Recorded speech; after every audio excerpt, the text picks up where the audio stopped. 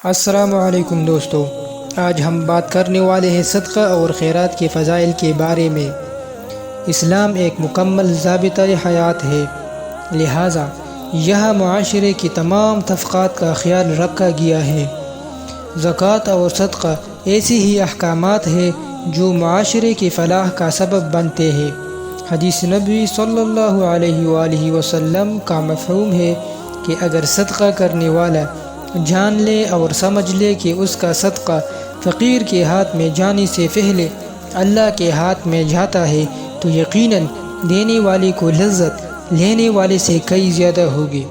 زکوٰۃ کو بطور حکم فرض کیا گیا ہے، لیکن صدقے کا معاملہ اس سے جدا ہے۔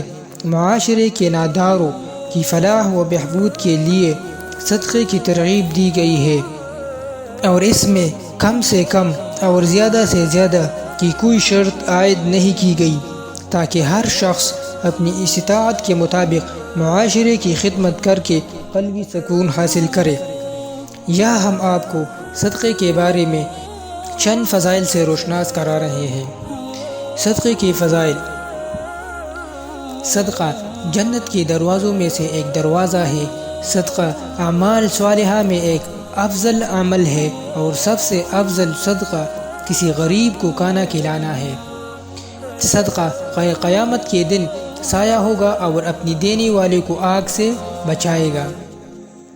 صدقہ اللہ تعالیٰ کے عذاب کو ٹھنڈا کرتا ہے اور قبر کی گرمی کی ٹھنڈک کا سامان ہے۔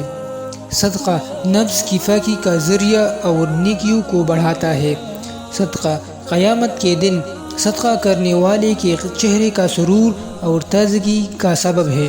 صدقہ قیامت کے ہولناکی کے خوف سے امان ہے۔ صدقہ گناہوں کی مغفرت کا سبب ہے اور سیئات کا کفارہ ہے۔ صدقہ دینے والا بہترین لوگوں میں سے ہے، اور اس کا ثواب ہر وہ شخص کو ملتا ہے جو اس میں کسی بھی طور پر بھی شامل ہو۔ صدقہ دینے والے سے خیر کثیر اور بڑے اجر کا وعدہ ہے۔ خرچ کرنا آدمی کو متقین کی صفت میں شامل کر دیتا ہے، اور صدقہ دینے والے سے اللہ کی مخلوق محبت کرتی ہے۔ صدقہ دعاؤں کی قبول ہونے کا اور مشکلوں سے نکالنے کا ذریعہ ہے۔ صدقہ بلاؤں کو دور کرتا ہے اور مصیبتوں کو دور کرتا ہے، اور دنیا میں برائی کے 70 دروازے بند کرتا ہے۔ تو دوستو، یقیناً اس ویڈیو کو دیکھ کر آپ صدقے کے فضائل اپنے روح و قلب میں اتار رہے ہوں گے۔ دل میں صدقہ کرنے کا ارادہ کیا ہوگا کہ آپ بھی صدقہ کریں۔ حدیث نبوی صلی اللہ علیہ وآلہ وسلم کا مفہوم ہے کہ اچھی بات آگے پھیلانا بھی صدقہ ہے۔ سو دین اسلام کی اس رہنمائی کو آگے بڑھائیں اور صدقے کے سلسلے کو جاری رکھیں۔